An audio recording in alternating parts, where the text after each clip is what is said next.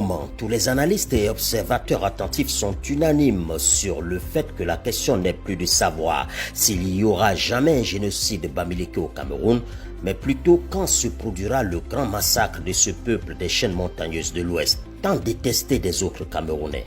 La haine du bamileke qui naît dans les railleries que nous avions dans les cours de récréation où les camarades dont nous voulions nous moquer étaient taxés des Changman ou des Mbouda et que nous abandonnions une fois matures, nous suivent aujourd'hui toute notre vie. Ces petites moqueries d'hier gagnent désormais en maturité.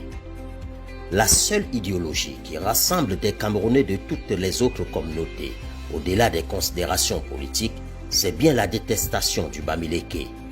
Qu'on soit opposant ou du parti présidentiel, pour peu qu'on ne soit pas bamileke, on développe une haine pour ce groupe. On a fini de théoriser le rejet du bamileke et les idéologues de ce fascisme, les Paul Joseph Goebbels, tristement célèbre propagandiste du nazisme. Les Goebbels camerounais, disais-je, ont pour nom le condescendant Onanguini, l'ignoble Claude Abbé, le minable Mila Assouté et j'en oublie sûrement. Les papes de la haine meurtrière en construction ont leur chaîne de télévision et leur station radio, généralement proches du régime kleptocrate, corrompu et moisi du sacrap Biabim Vondo Paul Barthélemy. Ce qui se disait entre nous de méchants sur les bamileke dans l'intimité de nos domiciles est aujourd'hui déversé sur les plateaux de télévision et studios de radio. On assume aujourd'hui publiquement de détester les bamileke. On revendique même son appartenance au sinistre conglomérat de ceux qui détestent les bamileke. La détestation du bamileke est théorisée dans une effroyable subtilité et une monstrueuse intellectualisation. Et comble du voyoutisme intellectuel, les diables en costard camerounais se définissent comme des lanceurs d'alerte et ils sont souvent des professeurs d'université. Vous regardez le leadership de la base, vous vous rendez compte que ce leadership-là est marqué communautairement, de quelque part. Et ça, c'est des faits. Ce n'est pas un certain nombre d'informations. Et on se rend compte que le mot changement est un cache-sexe, un mot valise derrière lequel les gens sont engagés dans la quête d'une dictature du reste des Camerounais par une autre communauté. En 1971, il y a la première tentative de coup d'État par les armes. Qui sont ceux qui sont en avant-plan? Ce sont les mêmes.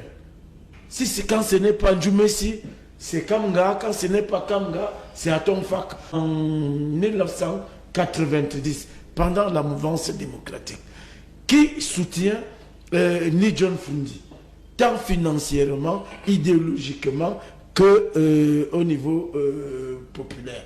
Ce sont les mêmes. Et la tentative se solde également par un échec. Nous arrivons en 2018 où on estime que la masse critique est suffisamment atteinte et que le moment est venu pour s'emparer du pouvoir, y compris par tous les moyens. Et c'est comme ça qu'on déploie la base. On déploie la base parce qu'on pense que si le pouvoir ne peut pas être pris à Yaoundé, le pouvoir peut se conquérir à partir de l'international. Et des nations entières vont se livrer à des complicités avec ces gens. Les rois de la fachosphère camerounaise nous révèlent donc ce qui, d'après eux, serait l'agenda caché des bamileke qu'ils répètent sans cesse dans une stratégie savamment orchestrée.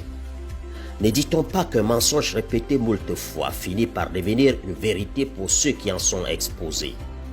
Les bamileke veulent s'emparer du pouvoir suprême pour nous asservir.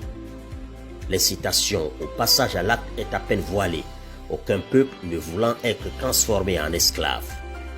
Ce qui renseigne les propos de ces ignobles penseurs de la bamiphobie, c'est que les autres communautés camerounaises devraient s'organiser pour mener une sorte de guerre préventive contre les bamileke pour faire échec aux velléités de prise du pouvoir de cette communauté dans le but de dominer le reste de la population.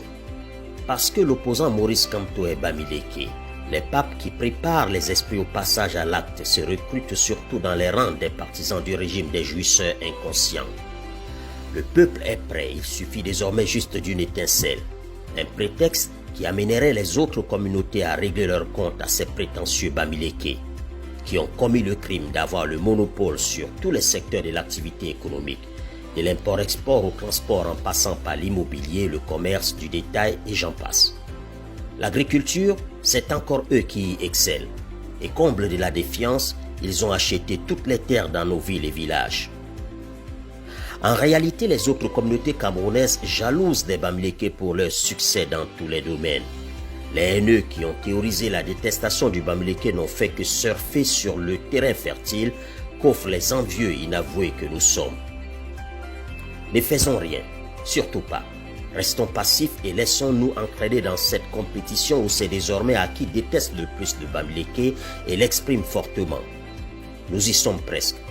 Nous arrivons pratiquement à ce point de non-retour où seules deux options s'offriront à nous. La concrétisation du génocide Bamileke annoncé ou une rébellion armée des Bamileke dans une guerre préventive avant que nous ne leur tombions dessus. Et l'opposant Kamto, malgré toute sa volonté, n'y pourra rien. Lorsque le sergent-chef Ibé, Shérif Ousmane, Ouattao et les autres ont lancé leur insurrection armée dans le nord de la Côte d'Ivoire, ils n'ont pas attendu le feu vert de l'opposant Ouattara, qui n'a eu d'autre choix que de se rallier pour empêcher le génocide programmé de sa communauté, les Djoula. Le seul crime des Djoula, comme au Cameroun avec les Bamileke, était d'appartenir au même groupe ethnique que l'opposant au régime en place. Et quand ce jour que je conjure arriverait, il ne s'agira pas de plaisanter en fusil de chasse comme c'est le cas aujourd'hui dans les zones anglophones. Les Bamileke, nous le savons tous, sont riches et solidaires. Ils sont capables de lever des milliards pour leur survie et acquérir les armes les plus sophistiquées pour se défendre. Les guerres civiles, j'en ai couvert dans quelques pays d'Afrique, mais c'est mieux de ne pas la vivre. Ce qui est vrai est vrai.